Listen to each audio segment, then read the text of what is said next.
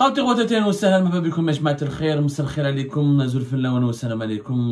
vous allez bien, j'espère que vous vous portez bien.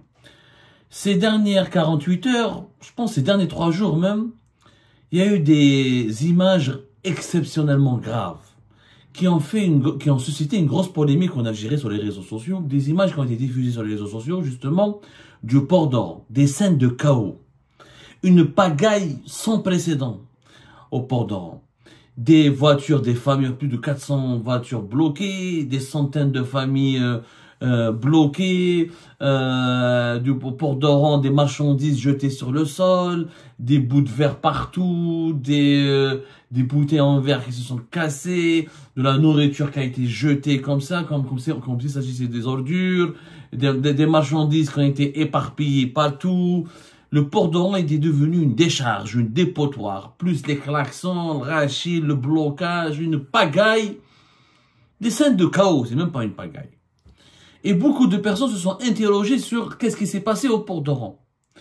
Alors, certains médias ont raconté quelques événements, ils ont essayé de retracer la chronologie des événements, mais comme il n'y a pas de liberté de la presse en Algérie, comme il n'y a pas la possibilité d'enquêter et d'investiguer, puis Algérie Park, nous avons pris le sujet très au sérieux parce que franchement, c'est des images choquantes. Il y a eu le débarquement, alors c'était un navire de Algérie Ferré qui revenait d'Alicante, c'est de la ligne Alicante-Oran. Ça s'est passé le 23 mai au port d'Oran.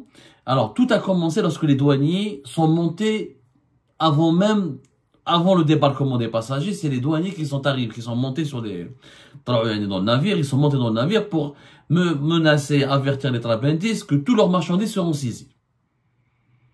Les trabendistes s'énervent, ils refusent donc de quitter le navire, ils ont bloqué tous les voyageurs à bord, ils ont commencé à jeter leurs marchandises par-dessus bord, et ils n'ont pas voulu aller dégager leur voiture, ils ont bloqué dans le parking du navire. Du coup, tout le monde était bloqué, personne ne pouvait sortir, ne pouvait évacuer, ne pouvait utiliser son véhicule.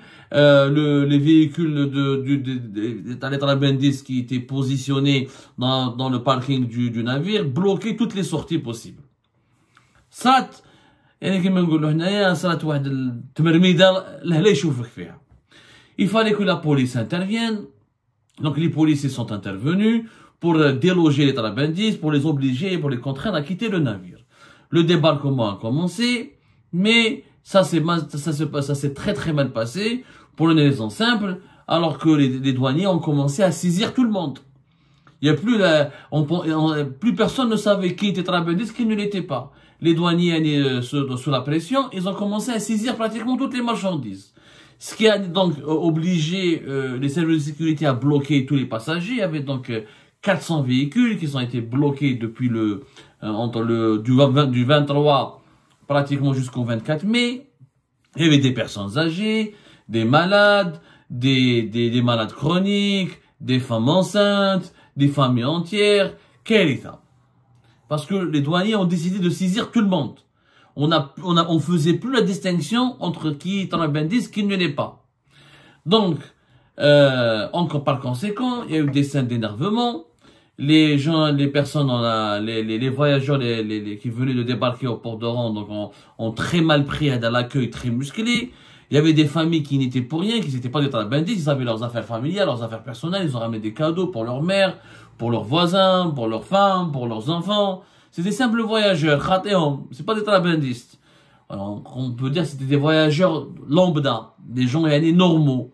Ils venaient à l'occasion de l'été, avant le Eid el-Kbir, dans 15 jours. Ils voulaient donc passer les fêtes de l'Aïd et profiter dès maintenant. Il fait très beau en Algérie, déjà plus de 30 degrés, c'est déjà le début de l'été. Ils ont voulu passer des vacances en Algérie chez eux. Ce sont souvent des membres de la diaspora algérienne, établis en Espagne, là en France. Beaucoup sont établis en France et descendent jusqu'en Espagne pour profiter des prix peut-être moins chers, pour faire Alicante-Oran au lieu de faire Marseille-Alger ou la Marseille-Oran. Alors, le problème, c'est que les femmes, tout le monde s'est énervé. Il n'y avait pas que les trabendistes. Donc, les douaniers se sont mis à dos tous les passagers. C'était des centaines de passagers. Du coup, les gens ont commencé à se débarrasser de leurs marchandises en les jetant sur place sur les quais du port. Il y avait donc des piles de produits, des petites piles de produits alimentaires, des marchandises, les gens jonchaient les lieux, le sol. Il y avait comme si c'était devenu une décharge. Donc, les scènes, c'était une scène de chaos. Tu vois les images sur les réseaux sociaux, il y a vraiment, ça fait mal au cœur. Ça fait mal au cœur. Mal au cœur. Surtout les images du port d'Oran qui fait là. Il y a les quais, comment ils étaient remplis de marchandises jetées, de bouts de verre, encore une fois, des bottes de conserve, des produits alimentaires, ou les tailles, ou les tailles, des personnes qui sont effondrées, qui sont évanouies, ou les cris. Des bondades كبيرة. Des bondades كبيرة, نقول لكم كبيرة, يعني كارثة بمعنى الكلمة. Tout ça est à cause de quoi? Vous allez me dire que, c'est une opération normale, c'est normal, les douaniers doivent lutter contre les trabandistes. Mais encore une fois, les trabandistes, il ne faut pas confondre et faire d'amalgame entre de simples voyageurs qui viennent avec leur véhicule pour visiter leur famille et revoir leur pays avec les trabandistes. La question des trabandistes, c'est-à-dire, معروفة. À la ces dernières années, le phénomène s'est développé. Les trabandistes sont très connus. Ce sont des camionneurs. La plupart du temps, ce sont des camionneurs. Ce sont des personnes qui résident pas en France. C'est très peu. À la majorité du temps, c'est des résidents en Algérie. Ils font le visa. Ils font des va-et-vient. Une fois par chaque semaine, ils prennent un aller vers Marseille ou vers Alicante, mais souvent vers Marseille. Ensuite, ils reviennent de Marseille vers Alger ou vers Oran. Ils remplissent leur camion par des marchandises algériennes. C'est d'abord des marchandises algériennes, des produits alimentaires traditionnels, des vêtements traditionnels, des effets presque traditionnels que les Algériens eux-mêmes envoient leur famille à l'étranger. Au retour, ils remplissent leur camion avec des effets personnels que les membres de la diaspora algérienne en France ou là en Espagne, mais c'est surtout en France, envoient à leur famille au bled, en Algérie. Et ils sont payés au kilo. 3 € le kilo, 4 € le kilo, 5 € le kilo. Chaque colis, comment il est calculé. C'est un véritable business qui s'est développé. Ils sont très connus, les camionneurs. Vous les voyez à Paris, ils ont leur place, ils sont connus sur Lyon, Paris, Lyon, Marseille, ils sont extrêmement connus. Ils remplissent leur camion et ils achètent les billets. C'est les premiers acheteurs dans les billets, dans la billetterie d'Alger, les ferries. Ils achètent, ils réservent donc un billet, une chambre là. Ils sont en groupe. Généralement, ils se connaissent entre eux. C'est en groupe. Ils prennent une cabine à 2-3 personnes. Ils sont 2-3 camionneurs. Ils payent donc la traversée. Elle leur revient à quelques centaines d'euros. Et ils font ce business-là. Ils sont payés sur chaque camion, sur chaque voyage, ils arrivent à se faire 1000 € et quelques de bénéfices quand on impute les charges, etc. Le prix du billet, le prix de la traversée, le carburant, le péage des autoroutes en France et en Europe, etc. Et les frais de leurs frais de subsistance, le temps de leur séjour en France ou là en Europe. En tout cas, c'est un business qui existe, qui est connu. Ou c'est trabandistes. Ils font ce business parce qu'ils ont des connaissances au sein des douanes algériennes. يعني ما عندهمش des gens, c'est pas des aventuriers. C'est pas des aventuriers, c'est des gens qui ont leurs entrées, et clairement, ils corrompent, ils donnent ils donnent un barshish, ils donnent un pot de vin aux douaniers qui les contrôlent pas, ou les contrôlent de façon légère et superficielle, et les laissent débarquer avec leurs marchandises qu'ils vont ensuite. C'est pas de la revente, ils font pas de revente, Hado, c'est des DHL, c'est du DHL, c'est des transporteurs illégaux. Voilà.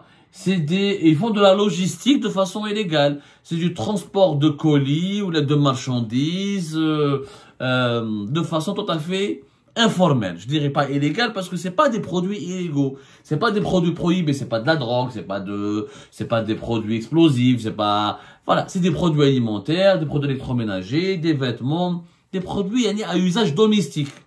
Ils transportent des colis, ils livrent, c'est des livreurs. Ils font de la livraison entre les deux pays. C'est un système qui a été créé. D'ailleurs, si les autorités algériennes étaient intelligentes, elles auraient dû négocier avec les autorités des pays européens, notamment la France et l'Espagne, et des conventions fiscales, des systèmes de conventions économiques pour permettre de créer une véritable société. Est-ce que ces trabandistes se transforment en véritable société de livraison? C'est des livreurs. Ils font de la livraison sur les deux rives de la Méditerranée. Mais la majorité du temps. Ils sont connus encore une fois par les services des douanes. Et ils ont leur connaissance. Le cas une connaissance au sein des douanes, ils peuvent pas faire ce business. Parce que l'objectif, c'est pas à chaque fois de risquer d'être saisi. Si une fois que la marchandise elle est saisie, le capital, il va jamais pouvoir rembourser son argent. Donc la traversée aurait été catastrophique pour le trabendis, pour le transporteur et pour les camionneurs. On les appelle les camionneurs, et donc leur activité perdrait toute rentabilité. Elle n'aurait plus aucun sens d'exister s'ils n'avaient pas des complices et des même partenaires au sein des douanes algériennes. Sauf que cette fois-ci, qu'est-ce qui se passe? Pourquoi les douanes ont cette fois-ci serré le vis, ou là ont verrouillé, ont renforcé les contrôles, ou là ont imposé des contrôles plus sévères? Ils ont décidé de passer à des saisies. Il faut savoir que les douanes algériennes, comme on les accuse tout le temps de corruption, on les accuse tout le temps de complicité avec les réseaux de la contrebande, de temps en temps, ils font des opérations coup de poing. Il y a devant les caméras de télévision, il y a le directeur général de la douane, port d'Alger, port d'Oran, où ils font des opérations coup de poing, ils saisissent devant les caméras pour dire, voilà, nous travaillons, c'est pas vrai, on n'est pas des corrompus, on n'est pas complices, on fait de notre mieux pour travailler. C'est habituel. D'ailleurs, ils l'ont déjà fait, le mois de mars dernier, le port d'Oran, on va en parler. Mais cette fois-ci, il y a un contexte politique. C'est que l'actuel directeur général des douanes, M. Abdelhafid Brouch, qui est un général, il y a un général qui a été placé, on en a parlé le 14 septembre 2023 à la tête des douanes algériennes. Qu'il n'était pas pressenti être à la tête de la douane, que le général had annoncé un ancien à la défense nationale, ministre de la Défense nationale, il était censé prendre la DGSN à la place de Benchir, mais à l'époque Benchir était très protégé, choyé par la présidente de la République, donc Matawhalouch. Le général Brouch, c'était un général qui dirigeait depuis mars 2021 la direction des relations extérieures et de la coopération au ministère de la Défense nationale. La DREC, c'est un département de la DREC. C'est une direction centrale du ministère de la Défense nationale qui était en charge de la gestion des attachés de défense au niveau des ambassades d'Algérie à l'étranger. Rien à voir avec les douanes. Rien à voir avec les questions, les problématiques de logistique, de transport maritime, de commerce international, de lutte contre la contrebande, de lutte contre la criminalité financière, qui relèvent des compétences de la douane. C'est un général-major, il est gentil. Ils disent que c'est une famille, c'est quelqu'un de sympathique. Il n'a rien, c'est pas quelqu'un de méchant, ou il n'est pas connu pour être un véreux ou un grand corrompu. C'est quelqu'un normal, il n'est pas le grand méchant, ni un salopard, il n'est pas ni tout miel, ni tout, il n'est pas ni tout miel, ni tout sucre, ce n'est ni le diable, ni un ange. Mais, il n'avait rien à voir avec le corps des douanes. Tiens pas parce que il voulait l'imposer à la tête de la DGSN. C'était la fameuse stratégie de militarisation des institutions les plus importantes de l'État. On voulait placer des militaires rigoureux et disciplinés pour soi-disant améliorer le niveau de gouvernance, la gestion de ces institutions. Et comme les douanes algériennes, c'est une institution extrêmement importante qui relève du ministère des Finances, qui est un corps de presque, on a plus de presque 60 000 douaniers, c'est quand même la gestion des opérations d'exportation et d'importation, c'est la lutte contre la surfacturation, contre la contrebande, contre le trafic transfrontalier, contre la vente illégale et la revente illégale des produits prohibés, contre l'importation illicite de certains produits de luxe. Donc c'est vraiment des missions régaliennes, les douanes. Les douanes, c'est un corps important. En ce moment, le patron des douanes, monsieur le général-major Brouch, il est sous pression. Alors, il est sous pression. Parce que, comme il était militaire, les militaires, il était très proche des services de l'enseignement, très proche de Mohamed Jebbar, très proche de Shengriha, très proche du clan militaire et des services de l'enseignement. Le clan présidentiel Tebboune lui a exercé des pressions. راك باين بزاف لي ميليتير راك مايل بزاف جماعه لي سيرفيس سكري مايل بزاف جماعه لي سيرفيس دو l'enseignement tu traites beaucoup, t'as beaucoup de connexions, t'as beaucoup d'amis et tu t'affiches beaucoup avec les militaires. Le président n'est pas content. Des conseillers au palais présidentiel d'El Mouratia lui ont fait croire à monsieur Brouch que le président Al-Majid Tebboune n'était pas content, et qu'il veut que le patron des douanes reste neutre, qu'il soit professionnel, qu'il n'est pas content de son binôme, qu'il n'est pas content de son travail, qu'il n'est pas du tout vraiment qu'il est remonté contre lui, et qu'il risque même de procéder à son limogeage. Abdelhafid Brouch, il a eu peur qu'est-ce qu'il fait pour se valoriser, se mettre en valeur? Il décide de prendre ses distances par rapport à ses amis ou à ses parrains ou à ses copains qui sont au sein des services de renseignement ou au sein d'institutions militaires, mais il décide aussi de taper, de faire des opérations de communication. Et comment faire des opérations de communication? Il demande à ses services de faire des grosses saisies. Au départ, il y avait des rumeurs. Ils ont trouvé de la drogue au port d'Oran, le navire d'Alicante-Oran. Il y avait des trafiquants de drogue, il y avait des dealers. Finalement, il n'y avait ni drogue ni rien du tout. Parce qu'ils avaient trouvé de la drogue, ils auraient fait tout un film. Ils auraient fait des films, des clips promotionnels, ils auraient photographié les quantités saisies, mais qu'il n'y a la drogue ni rien. Finalement, c'était que des produits alimentaires, des produits d'hygiène et des vêtements.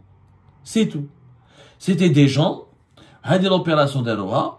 Donc, Bouchouch, absolument, le directeur général des douanes algériennes, voulait démontrer à la présidence qu'il travaille, qu'il lutte contre le cercle informel, contre les barons de l'informel, qu'il lutte contre les réseaux de la contrebande, qu'il n'est pas un corrompu, qu'il ne donne pas des passe-droits, ou là, qu'il n'arrange pas les intérêts de ses copains et de ses amis, qui c'était des militaires ou des anciens militaires, qu'il n'est pas vraiment complice dans ce business le transfert illicite de produits, des biens de consommation entre les deux rives de la Méditerranée, entre l'Algérie et la France notamment.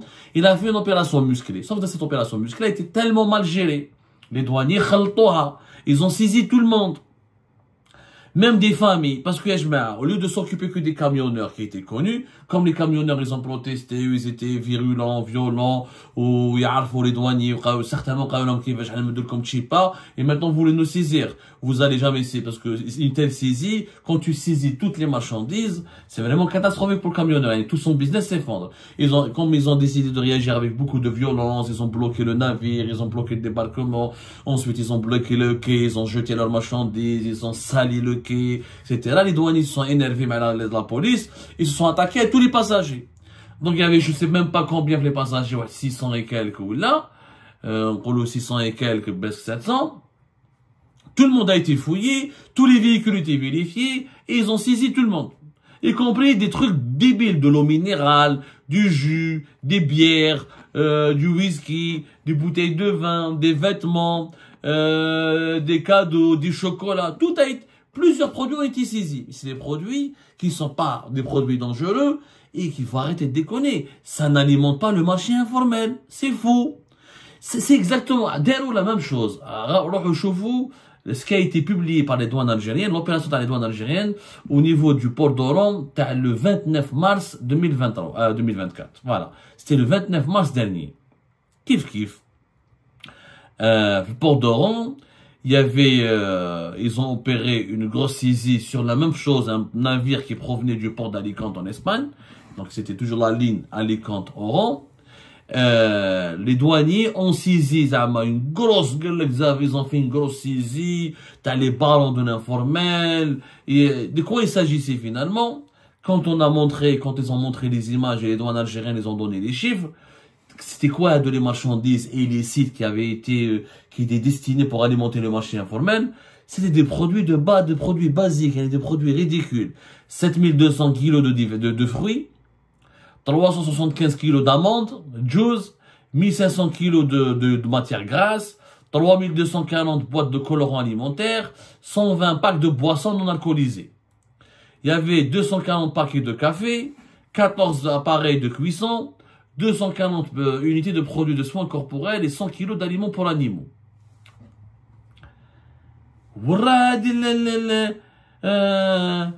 C'est une opération contre le commerce transfrontalier illégal. On va pas inonder l'Algérie, le marché informel en Algérie, avec 7000 kilos de fruits, ou là avec 375 kilos d'amandes, ou là 14 appareils de cuisson, ou là, ça c'était ça c'est des biens personnels. Des Algériens, ils battent tout. Ça, les amandes sont très chères en Algérie. On les achète ici en France, par exemple, et on les envoie à nos familles. Tous les membres de la diaspora algérienne le font. Ils battent le mari-mère, ou sa grand-mère, 5-6 kilos d'amandes. C'est pas illégal, ça. C'est pas du trafic. Faut arrêter franchement, on en a fait un film. C'est exactement où sera le 23 mai dernier à Oran. le 23 et le 24 mai dernier à Oran. C'est exactement ce qui s'est passé dans le même port d'Oran, le 29 mars 2024. على جال شويه فاكهه شويه خضره ردوها وندير ils ont saisi la cocaïne ويجيبوا في les télévisions ويروهم des canettes وما على باليش. Il y a des gens, il y a des produits, des Algériens qui habitent à l'étranger quand ils viennent en Algérie, ils veulent ramener leur boisson préférée, ils veulent faire découvrir à leur famille quelques jus, quelques boissons alcoolisées ou non alcoolisées, des fromages, des produits alimentaires, quelques fruits exotiques, les mettent en Algérie, il y a quelques marques de café. C'est rien de des produits d'hygiène, des savons, des parfums, des déodorants. C'est pas un trafic, ça. C'est pas ça, c'est le commerce transfrontalier. La véritable contrebande, là, je vois les frontières de la Tunisienne, les frontières de Niger, ou le Mali, ou la Libye, des 4x4, la contrebande à l'essence, la contrebande à les produits électroménagers, la contrebande à les troupeaux. T'as les moutons, t'as les animaux, t'as la viande. Oui, ça c'est de la contrebande. Mais j'aime le port, Marseille, Alicante. Ils veulent ramener quelques affaires personnelles à leur famille, quelques cadeaux. Il faut pas en faire une affaire d'État. Et encore une fois, les camionneurs, ce sont pas des gens dangereux. Mais un réseau, des réseaux criminels, où ils ont des résidences, où ce sont des binationaux. C'est rarement des binationaux. Souvent, c'est des Algériens, faut dire la vérité, qui ont des visas, ou là, qui viennent, qui sont mariés, ont récemment installés en France, à travers des regroupements familiaux, etc. Ils ont trouvé ce fil. Ils ont enchaîné un camion, c'est pas cher en Europe, un camion. Immatriculé français, il est entre la France et l'Algérie, notamment, ils transportent des colis et des cartons qui sont envoyés par la diaspora algérienne à leur famille au pays. Et des fois, la diaspora, les membres de la famille algérienne, des Algériennes et des Algériens envoient leur famille en France des produits traditionnels. C'est pas un trafic, ça. C'est des camionneurs. Oui, c'est pas légal ce qu'ils font, mais c'est pas criminel. C'est pas eux qui déstabilisent l'économie du pays. C'est complètement faux. Mais encore une fois, il faudrait réfléchir à comment créer un écosystème économique pour développer des réseaux de livraison entre les deux pays. Tout en respectant les barrières et les barèmes douaniers des deux pays. C'est possible d'assainir cette activité-là. Mais comme il y a une guerre de clans, comme le patron des douanes algériennes était, comme soumet à une forte pression, on lui exige d'être plus proche d'un clan qu'au détriment d'un autre clan. Ou alors, dans une opération coup de poing, ou la coopération coup de poing a mal tourné, elle a créé une pagaille où la des scènes de chaos. Voilà comment la politisation outrancière des institutions de l'État en Algérie et de leur fonctionnement mène vers des bêtises et des scandales. C'est un véritable scandale ce qui se passe avant. Un problème avec le directeur général des droits, vous estimez qu'il ne fait pas l'affaire, enlevez-le. Mais le patron des douanes, lui aussi, il a un problème avec les acteurs du régime, il n'a qu'à régler ses affaires et ses différents personnels. Mais ce n'est pas du tout justifié de créer le chaos, de racketter des simples voyageurs, de créer l'amalgame entre les camionneurs trabendistes et les simples voyageurs qui ramènent des cadeaux et des produits, des cadeaux pour leur famille, y compris de la bouffe ou des boissons. C'est tout simplement du racket, c'est une humiliation qui a été infligée aux voyageurs algériens, c'est des scènes de chaos au port d'Oran, c'est pas comme ça, Oran qui aurait pu être la vitrine du tourisme en Algérie, c'est franchement triste, c'est des images qui ont fait le tour du monde, ils ont suscité la moquerie, ils ont suscité des blagues, ils ont suscité vraiment des colibés, c'est franchement honteux. Tbehdi la kbira, Allah tbehdi la, vraiment tbehdi la kbira.